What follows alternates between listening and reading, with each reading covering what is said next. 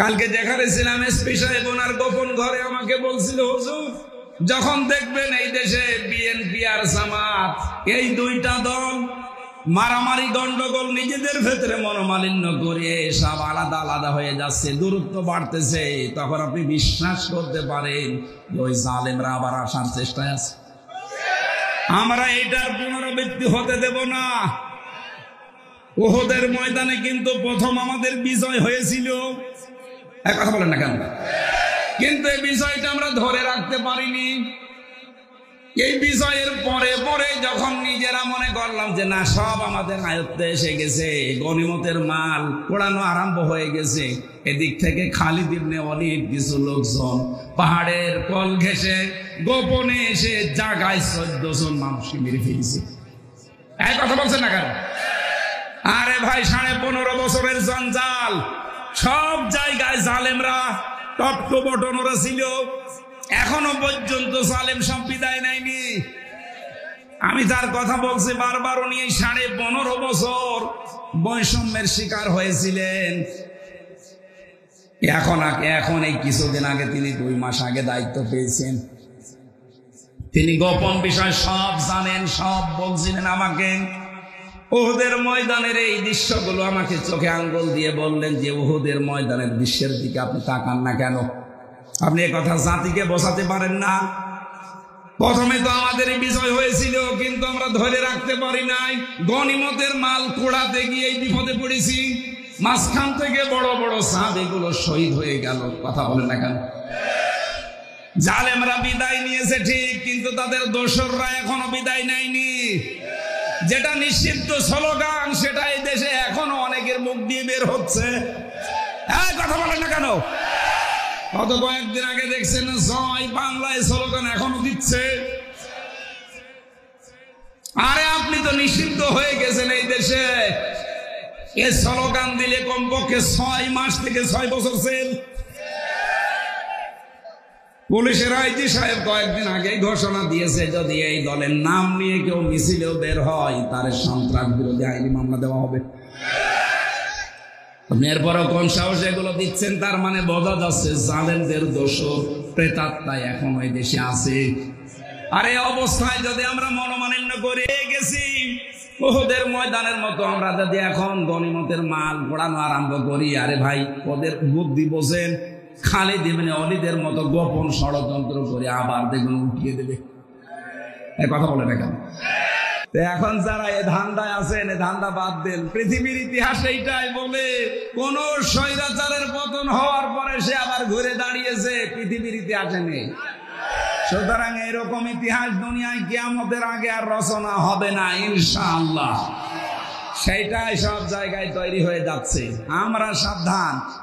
আমরা এখন নিজেদের ভেতরে মনোমালিন্য করি, দূরত্ব বাড়িয়ে যদি সব আলাদা আলাদা হয়ে যায়, দেখেন আবার কিন্তু বিভিন্ন লাইন করে করে ঘুরতে ঘুরতে আবার জায়গায় চলে আসে।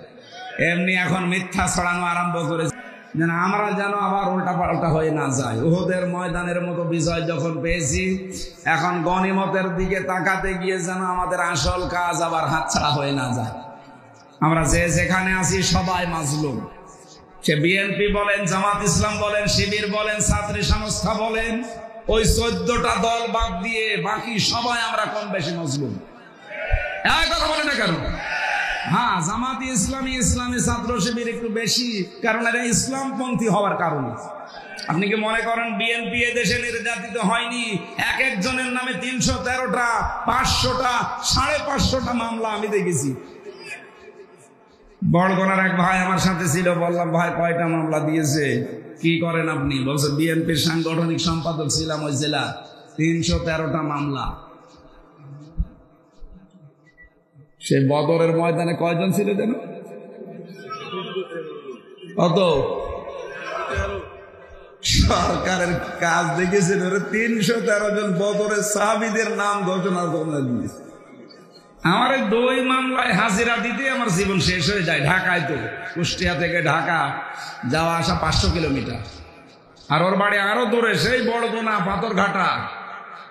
এখান থেকে 350, 313টা মামলা ও হাজিরা দিতে দিতে জীবন শেষ হয়ে যাবে না? তারাও নির্যাতিত কম না। সুতরাং আমরা এখন যদি আবার মনোমালিন্য করে করে নিজেরা আলাদা হয়ে যায়, আপনি দেখলেন না 15.5 বছরের অবস্থান কি? সব জায়গায় বৈষম্যের শিকার করে আমাদেরকে দূরে রেখে দিয়েছিল। যোগ্যতা থাকার পরও চেয়ারে বসতে দেয়নি। শুধু নামের আগে নামের পরে জেলার নাম কি ওইটা থাকলে ওর কোনো কিচ্ছু লাগে না। অথচ ওর পয়েন্ট হচ্ছে ম্যাট্রিক পরীক্ষায় 2.5, আর আমার 5 পয়েন্ট থাকার পরও আমার চাকরি হবে। এই বৈষম্যের শিকার ওরা বানিয়েছেন। শেষ পর্যন্ত এই রংপুরের এই শহীদ আবু সাইদ এটা আর সহ্য করতে না পেরে জীবন রেখে করবো কি? আমি লেখাপড়া করে অনার্স মাস্টার্স করে ফার্স্ট ক্লাস ফার্স্ট হওয়ার পরও আমি চাকরি পাবো না। ওই 80 রোল নাম্বার যার, সে 35 লাখ টাকা দিয়ে দলীয় পরিচয় আছে ঢুকে পড়বো। ওই জায়গায় সে যদি 80 রোল নাম্বার নিয়ে ঢোকে, ও চেয়ার থাকবে? বলেন। সুতরাং বিসিএস এর নাম নিয়ে বিভিন্ন বিভাগে যাদেরকে এই কয় বছরে ঢুকিয়েছেন সবগুলো অবৈধ। এগুলোর সব আমরা অপসারণ চাই। এই কথা বলে না কেন? ওদেরকে দিয়ে দেন। দেখেন জালেমদের এই দোসর যারা ছিল, জালেমদের অনুসারী ছিল, সবগুলো তওবা করে বলবে বাবা শাহজালাল সব হালাল হয়ে গেছে, সব ফিরে আসবে। ওদের তো আর ইমান নেই। আমাদের ইমান ছিল। আমাদের কি ছিল? আমার সব কিছু ধ্বংস করার পরও আল্লাহ আমাকে টিকিয়ে রেখেছে আমাদের ইমানের কারণে। আর ওদের মাত্র 2 মাস 7 দিনে আল্লাহ একেবারে সব শেষ করে দিয়েছে। কারণ ইমান যখন যার থাকে না, যার শিরিক ভেতরে থাকে, তাকে আল্লাহ প্রথমে ধ্বংস করে দেয়। প্রথম শব্দ এটা। 7টা গোনা মানুষকে ধ্বংস করে দেয়। কয়টা? 1 নম্বরে যারা মানুষ আল্লাহর সাথে শিরিক করে। আর এইটা এই দেশে বদ্ধমূল করার জন্য এই দাদাদের মাধ্যমে খুব চেষ্টা চালিয়েছে। শিক্ষা ব্যবস্থার ভেতরে শিরিক ঢুকিয়েছে। কথা বলেন না কেন? আমরা এখন চাচ্ছি আমাদের আগের শিক্ষা ব্যবস্থায় নবীজির জীবনী ছিল, আবু বকরের ওই জীবনী ছিল, আমরা ওইগুলো আবার চাই। কথা বলেন না কেন? ওইগুলো বাদ দিয়ে কি শ্রীকৃষ্ণ রামকৃষ্ণ কোন বাবা তার জীবনে ঢুকিয়েছে যে এইভাবে জীবন গঠন করো, ওইভাবে জীবন গঠন করে করবো কি? আপনি মেজর ডালিমের লেখা আমি জেলতে আমির মেজর ডালিম বলছি, এই বইটা একটু পড়েন তো। রেন্টু সাহেবের লেখা এই বইটা পড়েন তো, যে আমার ফাঁসি চাই। এরপরেও যদি কেউ জালেমদের ন্যূনতম প্রশংসা করে, আমার মনে হয় ওর বিবেকের উপরে কুকুরে পোশাক দিচ্ছে। বইটা এতদিন নিষিদ্ধ ছিল, পাননি, এখন পাওয়া যাচ্ছে। একটু নিয়ে পড়েন, দেখবেন জালেমদের প্রতি আপনার মন মানসিকতা কোন জায়গায় গিয়ে পৌঁছায়। আল্লাহর সাথে শিরিক করা এটা বড় জুলুম, আর এটা যারা করবে তারা জালেম। এই জন্য আমাদেরকে যদি এখন কেটে ফেলা হয়, আমাদেরকে যদি আগুনে পুড়িয়ে দেওয়া হয়, নবীজি বলেন তারপরও শিরিক করবা না। শিরিক না করে যদি মারা যেতে পারো, তোমার জন্য আল্লাহর বানানো জান্নাত মাস্ট বি অবধারিত। সুবহানাল্লাহ বলতে পারেন না? আল্লাহ রাব্বুল আলামিন বলেন অকদিমনা ইলা মা আমিলু মিন আমালিন ফাজআলনাহু হাবাআম মানসুরা।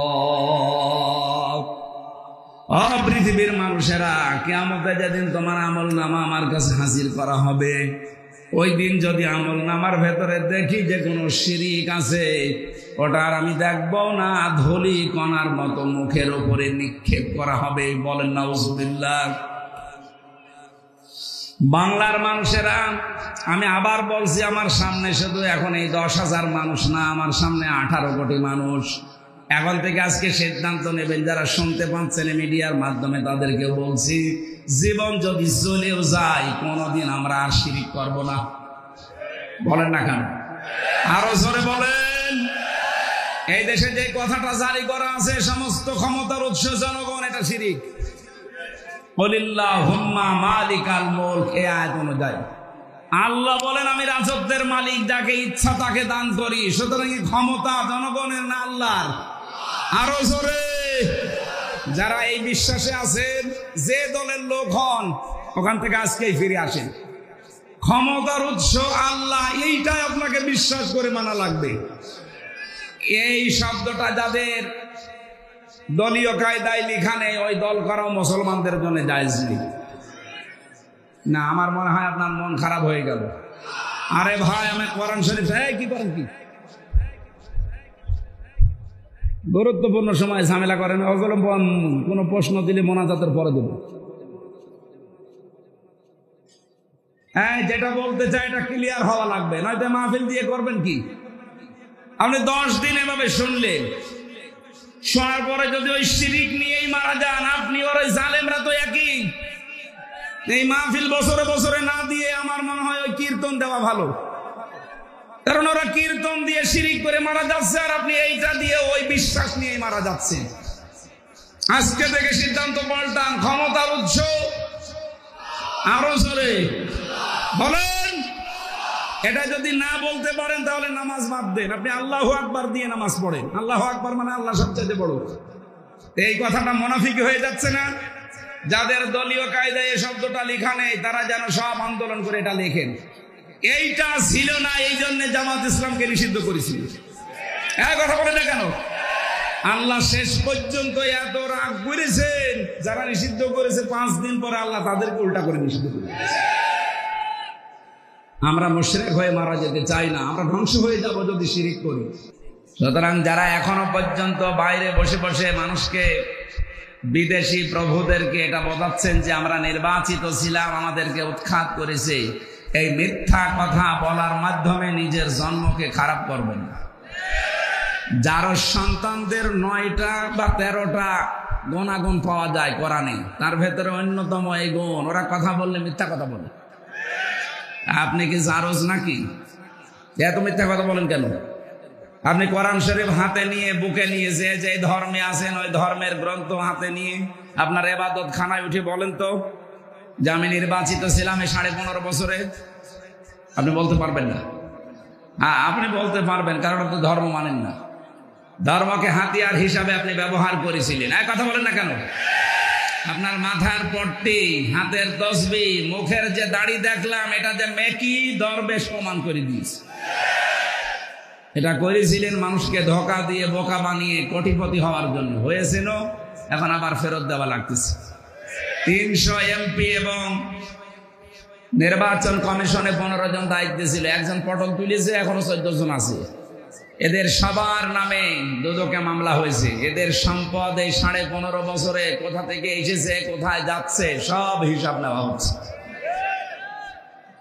একটাও ছাড় দেওয়া হবে না। যা করেছেন আমার মনে হয় আল্লাহ সব ধরিয়ে দিচ্ছে, কারণ এই জালেমদের বিরুদ্ধে অবস্থান সরাসরি আমার আল্লাহ।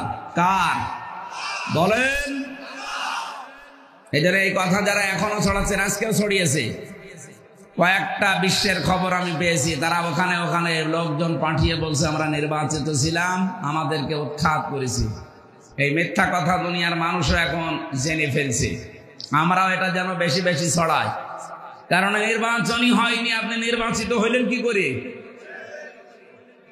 নির্বাচন হওয়ার আগেই যদি 154 জন এমপি হয়ে যায়, দিনের ভোট যদি রাতে হয়ে যায়, এরপরও আপনি মুখ ফুলিয়ে বলেন আমি নির্বাচিত ছিলাম, আপনার লজ্জা শরম কিচ্ছু নেই। আর লজ্জা নেই, তার ইমান নেই। কথা বলেন না কেন? ইমান যার নেই সে বেঈমান। আপনি একটা একটা করে মিলান তো, যার লজ্জা নেই তার ইমান। এটা তো আমি বানালাম, হাদিস না এটা, যে লজ্জা যার নেই তার ইমান আছে। ইমান যার নেই সেটা কি? আরো জোরে বলেন, আরো জোরে বলেন। তার জানাজা হয়, কবরে দেয়। এখন যদি নাম ধরে বলে তো বলো না হুজুর, তাহলে বেঈমান যারা, এই লোকটা যদি মরে যায় যোগী ঠাকুর, তার যদি জানাজা না হয়, কবরে না দেওয়া হয়, এনার সাথে যার চরিত্র মিলবে যোগী ঠাকুরের সাথে, সেও তো এরকমই। তারেও কবর নেই, জানাজা নেই, এদের মতো পুড়িয়ে ফেলা লাগবে। এখন চিন্তা করে ভাবনা করে বলেন যে কথাটা কত দূর গেল। এদেশে বহু বেঈমান এখন তাহলে বের হবে না? লজ্জা নেই। লজ্জা না থাকলেই মানুষ যা ইচ্ছা তাই করতে পারে। এই কথা বলেন না কেন? আল্লাহ বলেন আমি নির্বাচিত করি। নির্বাচন হয় না, নির্বাচিত করেন কি করে আপনি? আল্লাহ নির্বাচিত করলেন কি করে? লক্ষ লক্ষ নবী পাঠিয়েছিলেন এই দুনিয়ায়। কম বেশি সবাই আল্লাহর কাছে আরজি করেছিল যে আমাদেরকে আল্লাহ তুমি নবী বানিয়েছো, খুশি আছি। নবী না বানিয়েও যদি শেষ নবীর উম্মত বানাতে তাহলে আমরা খুশি থাকতাম। আল্লাহ সব নবীর দোয়া কবুল করেছিলেন, তাদের ভেতরে নির্বাচিত করেছেন মাত্র 2 জনকে, হযরত ঈসা আলাইহিস সালাম আর একজন আসবে ইমাম মাহদী, উনি আমাদের নবীর উম্মত। উনিও আসবে নবী হয়ে না, উম্মত হয়ে। মুসা নবী বারবার বলতেন, আল্লাহ তুমি আমাকে নবী বানিয়েছো, আমি খুশি হয়েছি। যদি আমাকে তুমি শেষ নবীর উম্মত বানাতে তাও আমি খুশি থাকতাম। আল্লাহ বলেন না, তোমার এই দরখাস্ত কবুল হবে না। বলেন তো, মুসা নবীর মতো এত বড় পাওয়ারফুল নবী, আল্লাহ নিজে বলেছেন মুসা আমি তোমাকে আমার নিজের জন্য বানিয়েছি। আল্লাহর সাথে কথা বলতেন সরাসরি, কালিমুল্লাহ বলা হয় তাকে। এই মানুষের আরজিও কবুল হয়নি, তিনিও নির্বাচিত হতে পারেননি এই বিশ্ব নবীর উম্মত হতে। আর আমাদেরকে আল্লাহ নির্বাচনের মাধ্যমে নির্বাচিত করলেন শেষ নবীর উম্মত হিসাবে। এর পরের শব্দ কি? ওমা জাআলা আলাইকুম ফিদ্দীনি মিন হারাজ। হে নবী, দিনের উপরে চলতে গিয়ে যত বিপদ আপদ মুসিবত আসে এটা আপনি সরিয়ে দিয়েছেন, বিষয়টা এমন না। জাআলার ফাইল আল্লাহ সরাসরি নিজে। দিনের উপরে চলতে গিয়ে এই 15.5 বছরে যত মুসিবত যত ঝামেলা এসেছে সবগুলো ওভারকাম করেছে আল্লাহ স্বয়ং নিজে।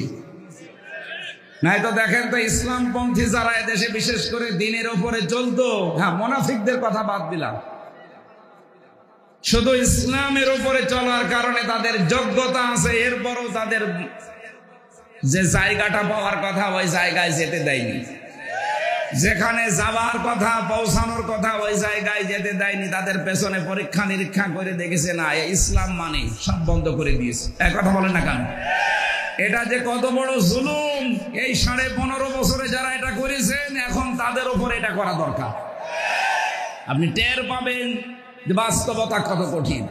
আজকে একজন আত্মহত্যা করেছে, যুবলীগের এক নেতা। ওর সব কিছু এই আগস্টের 5 তারিখের পর থেকে পর্যন্ত হয়তো হারিয়ে গেছে, নাই মানুষ নিয়ে গেছে, কারণ হারামি মাল থাকে না। কথা বলে না কেন? হারামি মাল হারামি অবস্থায় চলে গেছে।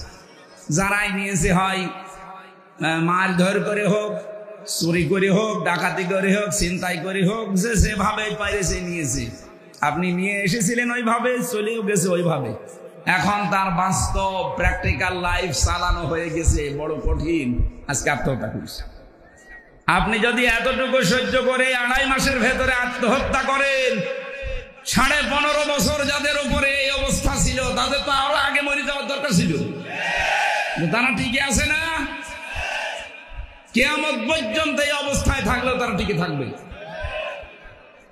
কারণ এই দেশে যারা একামতে দিনের দায়িত্ব পালন করে তারা আল্লাহ ছাড়া কাউকে ভরসাও করে না, ভয়ও করে না। এটার বাস্তব পরীক্ষা এদেশের মানুষ নিয়েছে ও হয়ে গেছে। কারণ আমরা দিনের ওপরে চলতে গিয়ে বাধা বিপত্তি আসে, এগুলো আমরা সরিয়ে দেই না আল্লাহ সরায়? বলেন বলেন। এই জন্য আল্লাহ পাক যে দিন পাঠিয়েছেন এই দিন আল্লাহ নিজে সরিয়ে দেবে। অন্যান্য ধর্মে বাদ দিয়ে এটাকে প্রতিষ্ঠিত করার দায়িত্ব আল্লাহ। আমরা বিশ্বাস এবং আগ্রহ আকাঙ্ক্ষা নিয়ে যা দেখতে পাচ্ছি, সামনে আল্লাহর দিন বাংলাদেশে প্রতিষ্ঠিত হবে ইনশাআল্লাহ। কোরআনের পাখি শহীদ আল্লামা দেলাওয়ার হোসাইন সাইদি রহমতুল্লাহ আলাইহি জীবনে যেই কয়টা কথা এদেশে বলেছিলেন সবগুলো একটা একটা করে বাস্তব রূপ নিচ্ছে। তিনি বলেছিলেন যে এদুরের গর্থরা জালেমরা পাবে না, আল্লাহ ঠিক সেইটাই করে দিয়েছে। কি অবস্থা এখন টের পাচ্ছেন? যত বড় ডাকাত হোক, যশোরের চাকলাদার বলে একটা লোক ছিল, ওরে মনে হয়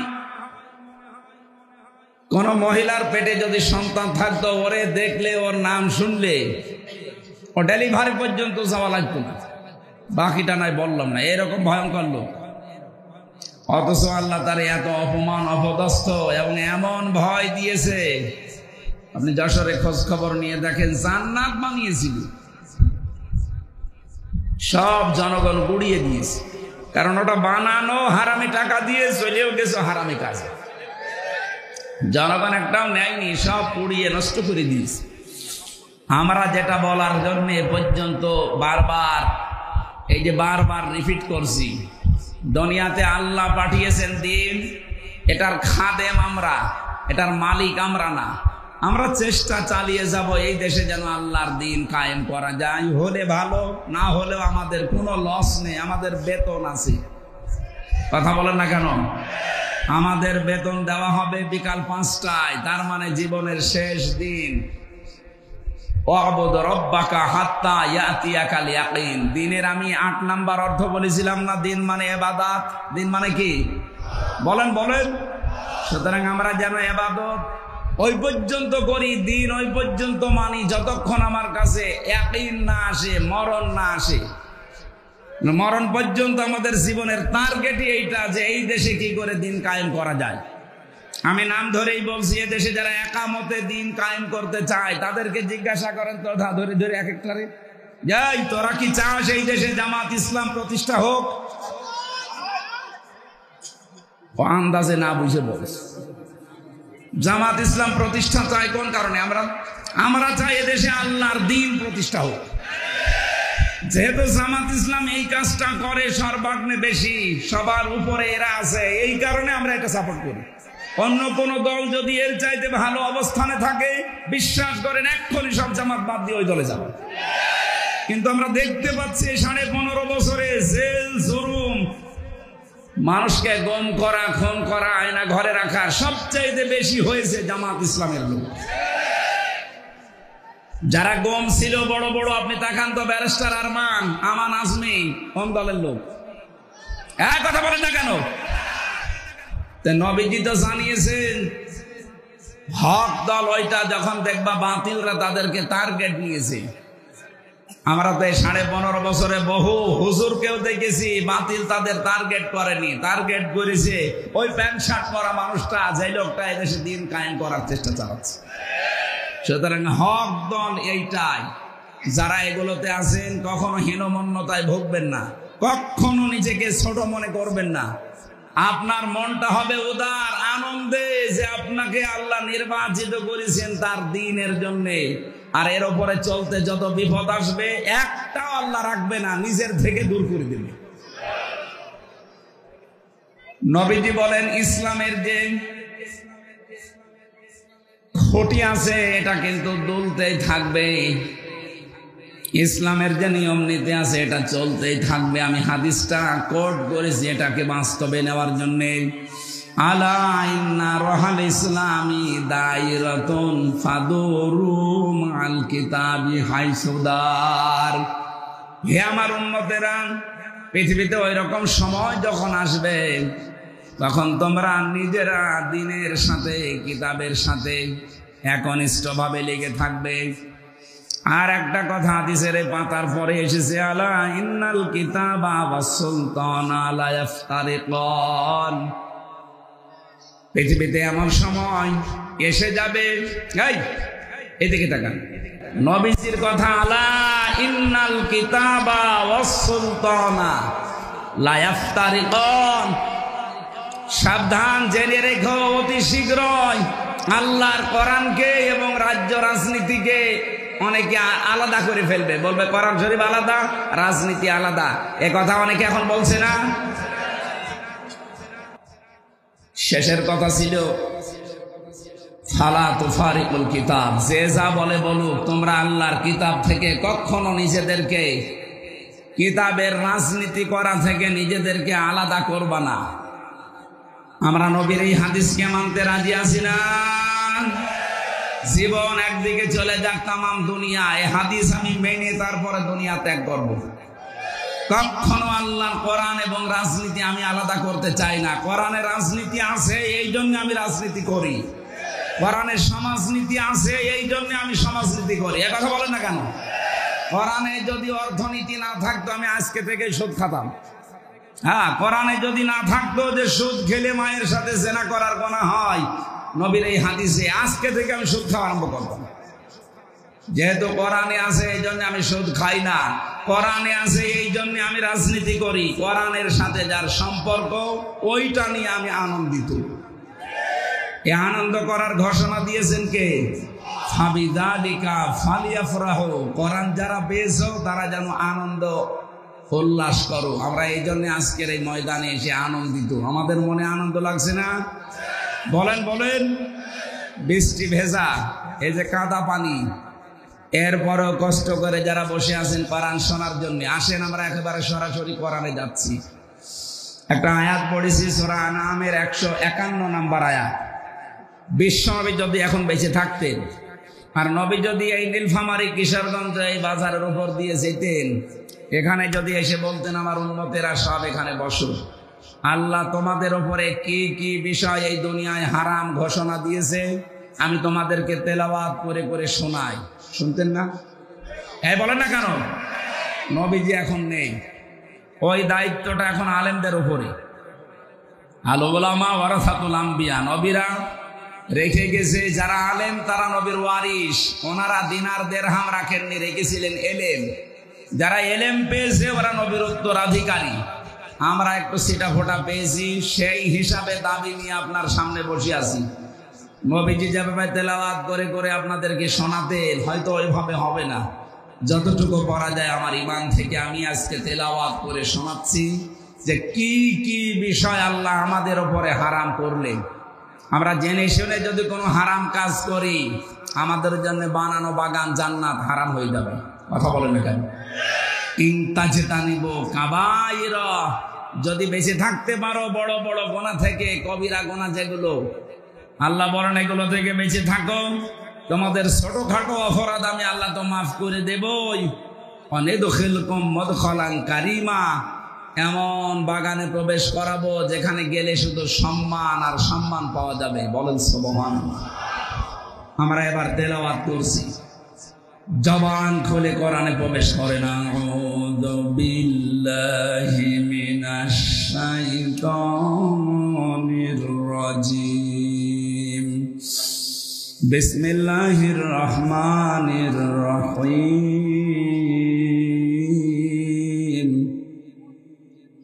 قُلْ تَعَالَوْا أَتْلُ مَا حَرَّمَ رَبُّكُمْ عَلَيْكُمْ أَلَّا تُشْرِكُوا بِهِ شَيْئًا।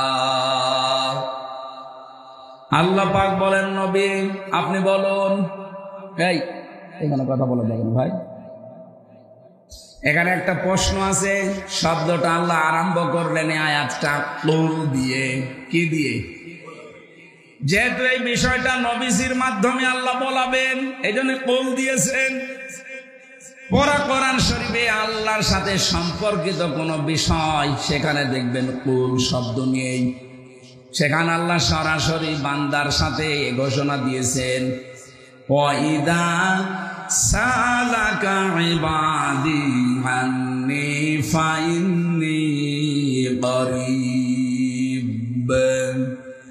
হে নবী, মানুষেরা যদি আপনাকে জিজ্ঞাসা করে যে আল্লাহ সম্পর্কে তিনি কোথায়, আপনি এই কথা বলতে যাবেন না যে আল্লাহ অমুক জায়গায় আছে। আল্লাহ বলেন আমি সরাসরি জবাব দিয়েছি, কোনো মাধ্যম এই জায়গায় রাখি নাই। এমনকি নবীজিকেও আমি বলতে বলি নাই নবী আপনি বলেন যে আল্লাহ অমুক জায়গায় আছে। সরাসরি জবাব দিয়েছেন আল্লাহ নিজে। উজিবু দাওয়াতাদ দাঈ ইযা দাআন। বলেন আল্লাহু আকবার। কোরআন এরকম 13টা আয়াত আছে আল্লাহ সম্পর্কে আর বান্দা সম্পর্কে। যখনই প্রশ্ন, নবীকে আল্লাহ বলেননি, আপনি বলেন। সরাসরি জবাব দিয়েছেন কে? এখান থেকে মুফাসসিরিন ইকরাম জানাতে চেয়েছেন, আজ যারা বিভিন্ন জায়গায় কথা ছড়ান যে আমি পীরের মুরিদ হয়েছি, বিভিন্ন দরবারে যাই আমি আল্লাহকে পাওয়ার জন্য, সরাসরি ডাকলে আল্লাহ শুনবে না, এ পীরের মাধ্যমে আমি আল্লাহকে ডাকি, এটা শিরিক। 13টা আয়াতের সামারাইজ এইটা। আপনি ডাকবেন আল্লাহর বান্দা হিসাবে আল্লাহকে সরাসরি, ভায়া মাধ্যম দালাল লাগবে কোন কারণে? এই দালাল গুলো ইসলামের নাম নিয়ে হাজার হাজার টাকা পয়সা কামাই করে খাচ্ছে, মাঝখানে শিরিক আর বেদাত ছড়াচ্ছে। হারামপুর বিভাগে এগুলো একটু কম আছে আমিও জানি, এটা চট্টগ্রাম আর সিলেটে বেশি। ওদের ঘরে ঘরে বাবা, নিজের বাবা মার খবর নেই। নতুন নতুন বাবা আবিষ্কার করে আর যত কিছু সেখানে নিয়ে ঢালতে থাকে। এই কিছুক্ষণ আগে বৃদ্ধাশ্রমে ঢুকেছিলাম, দেখলাম দুই পাশে সারি দিয়ে বসে আছে মানুষগুলো। বিশ্বনবী মুহাম্মদুর রাসূলুল্লাহ একটা লোককে, তার নাম হযরতে যায়েদ ইবনে হারেসা রাদিয়াল্লাহু তাআলা আনহু, তাকে লালন পালন করেছিলেন বাড়িতে রেখে, পালক পুত্র বলা হয়। কিন্তু কোনদিন আমার নবী মুহাম্মদুর রাসূলুল্লাহ আমার বাবা এ কথা হযরতে যায়েদ লিখতে পারেননি। তিনি বলতেন আমার বাবা একজন আছে, কিন্তু আমি লালিত পালিত হয়েছি এনার কাছে। কোরআনে কারিমে সূরা আহজাবের প্রথম দিকে আল্লাহ ডাইরেক্ট নিষেধ করেছেন নিজের বাবা বাদ দিয়ে অন্য কাউকে বাবার মতো সম্মান দিয়ে ডাকাও যাবে না। আরে দেশে তাকান, কত বাবা নিজের বাবা না খেয়ে মরে যাচ্ছে, খবর নেই। কোন বাবা কোন দিক থেকে বের হয়, নতুন নতুন আবিষ্কার করা বাবা, ওই বাবার জন্মদিন পর্যন্ত দেশে পালন হয়। এটা তো আর এক বেদাত। কিসের জন্মদিন কিসের মৃত্যুদিন পালন করেন আপনি বলেন? এই পৃথিবীতে যত আপনজন মারা যাক, যত আদরের ভালোবাসার মায়া মহব্বতের মানুষ মারা যাক, সর্বোচ্চ আপনি শোক পালন করতে পারেন 3 দিন। কয়দিন? হ্যাঁ, বিধবা মহিলা যদি শোক পালন করতে চায় তার স্বামী মারা গেলে 4 মাস 10 দিন। এর উপরে আর পৃথিবীতে শোক নেই। সে যত ভালো মানুষ হোক, 4 মাস 10 দিন পর ওই মহিলা যদি আবার বিয়ে করতে চায় কোনো অসুবিধা নেই। আরো তার গার্জিয়ানদের উচিত যে আরো বিয়ে দিয়ে দেওয়া। এটা নিয়ে যদিও আমাদের এই সমস্ত দেশে উল্টাপাল্টা কথা ছড়া না, স্বামী মরে গেল আবার বিয়ে করবো, কি গো মানে ওরে আল্লাহ যৌবন দিয়েছে, বিধান দিয়েছেন আল্লাহ। আপনি এই সমস্ত উল্টাপাল্টা কথা যদি বলেন ইসলামের কোনো বিধান নিয়ে, আপনার ইমানে সমস্যা হবে। তাহলে আজকে থেকে বুঝলেন, যত আদরের মানুষ হোক, সে আপনার ছেলে হতে পারে, আপনার মেয়ে হতে পারে, বাবা হতে পারে, নেতা হতে পারে, শোক পালন করবেন সর্বোচ্চ কয়দিন? আরো জোরে বলেন। আর বিধবা মহিলার জন্য 4 মাস 10 দিন। আপনি একেবারে নিরপেক্ষ দৃষ্টি দিয়ে বলেন, অন্য কোনো দিকে না তাকিয়ে আমার দিকে তাকিয়ে বলেন। এদেশে অনেকেই মারা গেছে, তাদের জন্য বছরে বছরে শোক পালন করা হচ্ছে, 50 বছর একাধারে। কেন? ওটা আপনার কি, আপনার স্বামী নাকি? বলেন, আপনি ভান্ডামি করার জায়গা পান না?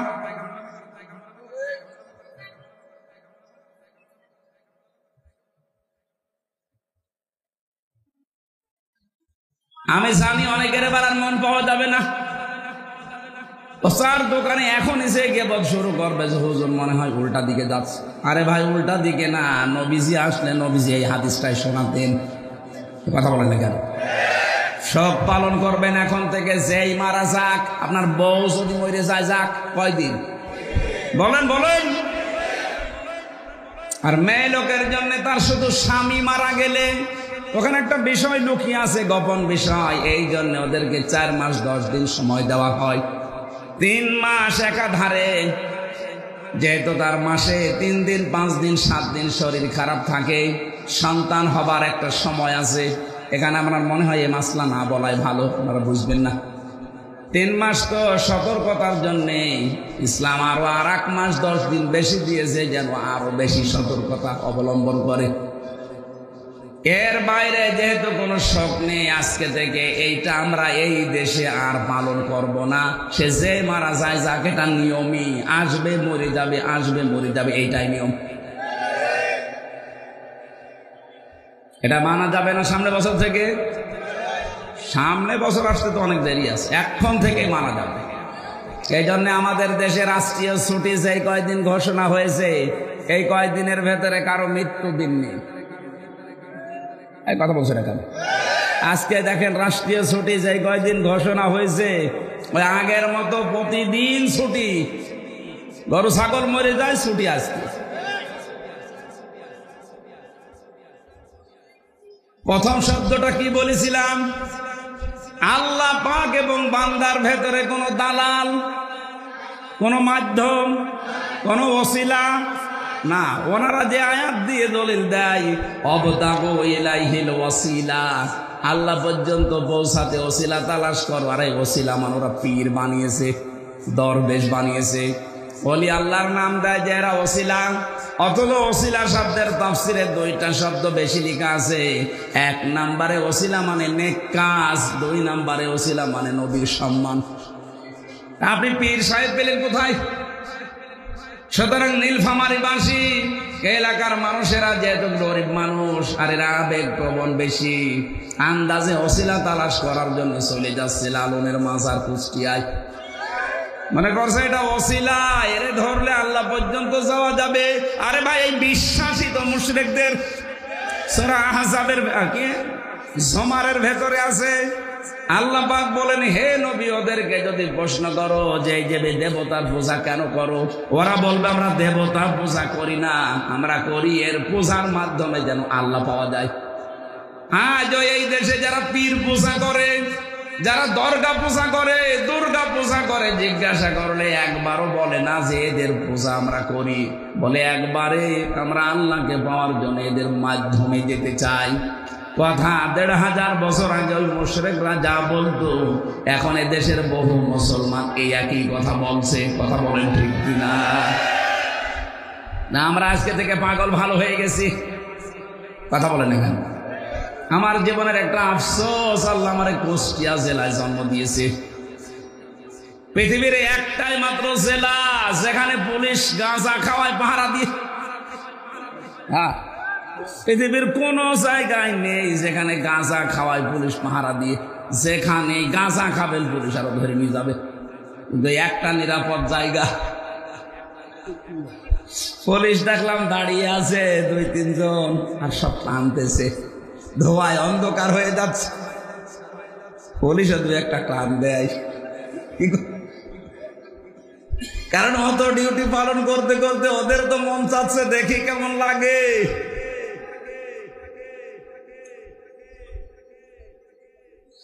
বাইরের জেলাগুলোতে গেলে একটার জন্য একটু সমস্যায় পড়া লাগে।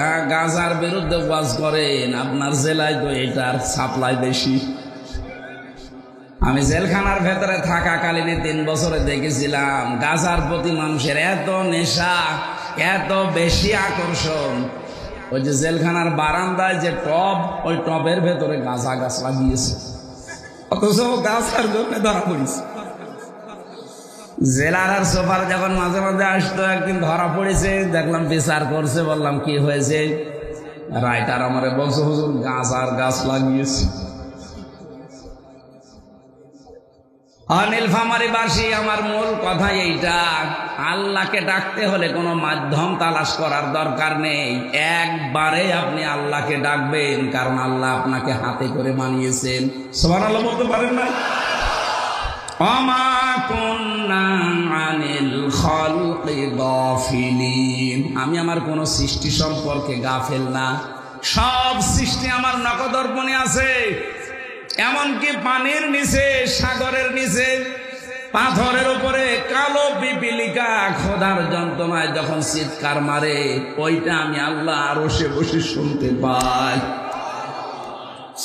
বাংলার মুসলমানেরা চিন্তা করেন, সাগরের নিচে, নদীর নিচে, পাথরের উপরে কালো পিঁপড়া যদি খোদার যন্ত্রণায় চিৎকার মারে, আল্লাহ যদি আরশে বসে শুনে, তা আমরা নীলফামারিয়া কিশোরগঞ্জে বসে আল্লাহ পাককে কোনো বিপদে পড়ে ডাক দিলে উনি শুনবে না, আর একটা মাধ্যম লাগবে। সুতরাং এই ভণ্ডামি বাদ দেওয়া লাগবে এই মুসলিম দেশে। কথা বলেন ঠিক কিনা? নাহানু আকরাবু ইলাইহি মিন হাবলিল ওয়ারিদ, আমি আল্লাহ একেবারে আমার বান্দার সাহারগের চাইতেও নিকটে আছি। অকালা রব্বুকুম উদউনি আস্তাজিব লাকুম, আমাকে ডাকো, আমি আল্লাহ ডাকের সাড়া দেব। মাঝখানে এই শব্দগুলোতে লক্ষ্য করেন একটা কুল নেই। কুল আছে এরকম 13টা এরপর কোরআনে দেখেছি আমি, একটাও আল্লাহ কুল দেয়নি যে নবী আপনি বলেন। অথচ এদের প্রথম শব্দ কুল। হে নবী আপনি বলেন এই কথা, তাআলাও, তোমরা আসো, আতলু, আমি তেলাওয়াত করে শোনাই, মা হাররামা, যা হারাম করেছে আলাইকুম তোমাদের উপরে রব্বুকুম তোমাদের রব। তার মানে নবীজি এসে যদি এখানে বসে বসে বলতেন, ও আমার উম্মতেরা নীলফামারীবাসী এখানে একটু বসো, আল্লাহ তোমাদের উপরে কি কি হারাম করেছে আমি তেলাওয়াত করে করে শোনাই, যেরকম মন নিয়ে আগ্রহ নিয়ে আপনি শুনতেন, আপনি মনে করবেন ঠিক এই জায়গায় মুহাম্মদুর রাসূলুল্লাহর ওয়ারিস বসে বসে আমাদের এই কথাই শোনাচ্ছে। ওই মন নিয়ে আপনাকে শোনা লাগবে। কথা বলেন ঠিক কিনা? এবার 1 নম্বরে আল্লাহ বলেন, নবী আপনি ওদের বলেন, আল্লাহ তুশরিকু বিহি শাইআ। জীবনে 1 নম্বরে হারাম ঘোষণা আল্লাহ দিয়েছেন যে আল্লাহর সাথে শরীক করা যাবে না। কি করা যাবে না? পৃথিবীতে 7টা অপরাধের কথা আমি পড়েছি, এটা মিশকাত শরীফের হাদিস। এই 7টা অপরাধ মানুষকে ধ্বংস করে ছাড়ে, মানুষকে নিঃশেষ করে দেয়, তার অস্তিত্ব রাখে না। 1 নম্বরে এই দুনিয়ায় কোনো মানুষ যদি শিরিক করে আল্লাহর সাথে, আমার আল্লাহ পাক তাকে ধ্বংস করেই দেবেন, এইটাই ফাইনাল। আনাফিদ দুনিয়া ওয়াল আখিরাত, দুনিয়া এবং আখিরাতে উভয় জগতে সে ধ্বংস। এটা রেকর্ড হচ্ছে, সারা দেশে কালকে যাবে। শুধু আমি মুসলমানদের জন্য বলছি না, অন্যান্য ধর্মে যারা আছেন আপনারা বুঝে করেন না বুঝে করেন, আমাদের মালিক যিনি আসল মালিক, আমাদের রব যিনি আমাদের সবাইকে বানিয়েছেন, ইয়া আইয়ুহান নাসু তাকু রাব্বাকুমুল্লাযী খালাকাকুম ইলা আখির আয়াত। আল্লাহ পাক বলেন, হে মানব মণ্ডলী, আমি আল্লাহ তোমাদেরকে বানিয়েছি। জোরে বলেন সুবহানাল্লাহ। অমুসলিম ভাইরা, আপনাদের ঈমান নেই আমরাও জানি, কিন্তু আপনাদের বিবেক আছে। নিজের বিবেকটা একটু কাজে লাগান। কিসে আপনাকে ধোঁকায় ফেলে দিচ্ছে? ইয়া আইয়ুহাল ইনসানু মা গাররাকা বিরাব্বিকাল কারীম আল্লাযী খালাকাকা ফাসাওয়াকা ফাআদালাক ইলা আখির আয়াত। আল্লাহ পাক বলেন, হে মানব মণ্ডলী, কোন জিনিস তোমাকে ধোঁকায় ফেলে দিলে তোমার ওই রব সম্পর্কে? তিনি তোমাকে আল্লাহ প্রথম বানিয়েছেন এবং সুসংগঠিত করেছেন। এই যে মাথা থেকে পা পর্যন্ত একটু নিজের চেহারা আয়নার সামনে নিয়ে দেখো, সবচাইতে সুন্দর আকৃতি দিয়ে আল্লাহ তোমারে তৈরি করেছেন। নিজের হাতে বানান, নিজের হাতে রং দেন, তুলি দেন, নিজের হাতে সৌন্দর্য বৃদ্ধি করেন, কয়েকদিন পরে নিজে আবার মুখে লাথি দিয়ে ডুবিয়ে ফেলেন। আমরা শুনলাম যে আপনারা শিক্ষিত। কিসের শিক্ষিত আপনি? আপনারা শিক্ষাটা একটু কাজে লাগাতে পারেন না? বিবেক তো অন্তত আছে, ঈমান না এখনো আনেননি। বিবেকটা কি হয়েছে আপনার? আমার মনে হয় যদি হালকা কেউ বিবেককে কাজে লাগাতে পারে, ওই লোকটাই পৃথিবীতে ইসলাম বাদ দিয়ে আর কিচ্ছু মানবে না। আল্লাহর নবীর কাছে একজন বেদুইন এসেছিল, একজন মুশরিক ডাক দিয়ে বলে, হে রাসূল, আমি আপনার ধর্ম নিতে চাই। বিশ্বনবী বলেন, ধর্ম তোমাকে গ্রহণ করাচ্ছি। তোমার এই কাঁধের উপর এটা কি? তোমার মূর্তিটার নাক ভেঙেছে কি করে? লোকটা বলে, হে নবী, এটা আমার মূর্তি না, এটা আমার খোদা। সব সময় আমি সঙ্গে রাখি বিপদ থেকে বাঁচার জন্য। না জানি কখন কোন বিপদে পড়ে যায়, এর সাহায্য লাগবে। হঠাৎ করে রে টয়লেট সারার জন্য আমি রাস্তার পাশে রেখে গেলাম, এসে দেখি ওর মাথা থেকে পা পর্যন্ত পুরা ভিজা। চিন্তা করলাম, খোদার গা ভিজা, না জানি কোন রহমত বরকতের পানি হবে। কিন্তু দেখছি না। চিন্তা ভাবনা করে রহমতের পানি, বরকতের পানি মনে করে আমি জহব্বা দিয়ে একটু চাটলাম, দেখে একটু ঝাঁঝ ঝাঁঝ লাগে আর গন্ধ। বরকতের পানি যদি হবে তবে গন্ধ হবে কেন? আশপাশে তাকালাম, দেখলাম দূরে একটা কুকুর দাঁড়িয়ে আছে, ওর নিচ দিয়ে পানি টপকাচ্ছে। এবার আমি টের পেয়েছি যে কোন রহমতের পানি। মেজাজ গেল খারাপ হয়ে ওরে মাথার উপরে দিলাম আষাঢ়। তুই কি খোদা না খোদা? নিজেকে কুকুরের পোশাক থেকে বাঁচাতে পারো না, আমারে বাঁচাবে বিপদে পড়লে কি করে? হে নবী, এর অসারতা, এর মিথ্যাচার, এর দুর্বলতা, এর যা কিছু আয়েব সব আমি ধরে ফেলেছি। এগুলো সব ধোঁকা, এগুলো সব বানানো বিষয়। আমি আর এদের উপর ভরসা করতে চাই না। ভরসা যার উপরে করা যায়, আমাকে সেই ধর্মে আপনি দীক্ষিত করান। এটা প্রমাণ হয়ে গেছে ১৫০০ বছর আগে পৃথিবীতে ইসলাম বাদ দিয়ে কোনো কিছুর উপরে ভরসা করা। আরো জোরে বলেন।